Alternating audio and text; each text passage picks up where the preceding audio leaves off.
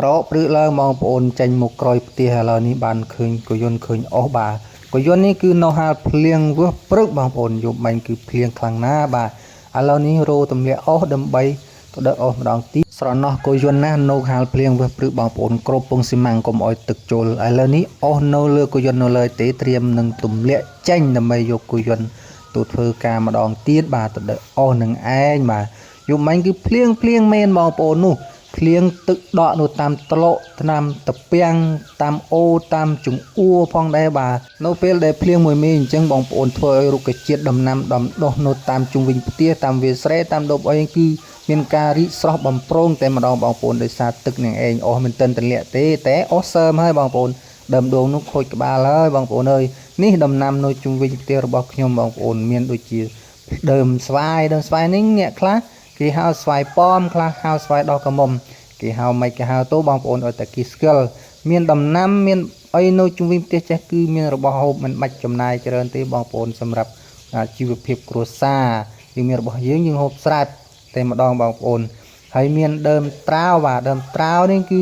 យើងយកធ្វើសម្លស្លម្ជូរស្លខ្ទិះអីគឺឆ្ងាញ់ណាស់បងប្អូននៅតាមស្រុកស្រែជនបទគឺគាត់ចូលចិត្តណាខ្ញុំក៏ចូលចិត្តដែរហើយមានដើមព្រីងបងប្អូនដើមព្រីងនេះគឺវាចាប់ដើមផ្កាហើយខែនេះគឺចាប់ដើមផ្កាហើយព្រីងខ្លះក៏បានផ្លែបានទុំខ្លះហើយព្រីងគេអ្នកស្រាលចំណែកព្រីងខ្ញុំទៅតែផ្កាទេនេះវាផ្កាតាមមេតាមអីចឹងឯងមួយយ៉ាងដែរបងប្អូនមានដំណាំនៅជុំវិញផ្ទះ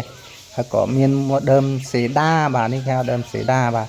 ដើមសេដាមួយដើមដែរនៅខាងក្រោយផ្ទះក្បែររួមសិននេះបងប្អូនផ្កាហើយដើមសេដានេះបងប្អូនផ្កា3ដងហើយដើមសេដានេះបងប្អូនផ្កាលើកទី1អត់ផ្លែទី2អត់ផ្លែឥឡូវនេះផ្កាលើកទី3មិនដឹងជាបានផលបានផ្លែអីទេបងប្អូនអើយចាំមើលគីសិនចាំមើលកាត់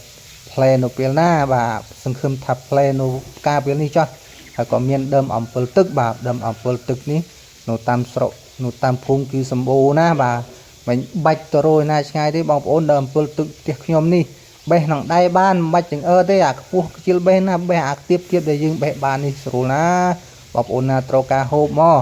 ដើមអំពិលទឹកនៅផ្ទះខ្ញុំផ្លែលើស្គូស្គីហើយក៏មានបន្លែបន្ទប់បន្សំដូចជាស្លឹកបាអញ្ចឹងទៅហើយក៏អំពិលនេះកំពុងតែត្រួយបាទត្រួយល្អណាស់នេះយកបេះទូស្លបងប្អូនស្លមកជូរត្រីជាមួយនឹងត្រួយអំពិលនេះគឺឆ្ងាញ់ណាស់ហើយក៏មានដើមចេកចំនួនប្រមាណដើមដែរនេះបងប្អូនដើមចេកក៏ផ្លែទៅហើយនេះអានេះមិនទាន់ចាស់ទេនៅខ្ចីនៅលើទេបាទខ្ចីជិះបេះជ្លក់លេជាមួយអំបិលទេហូបទៅឆ្ងាញ់ណាស់ស៊ឺតសត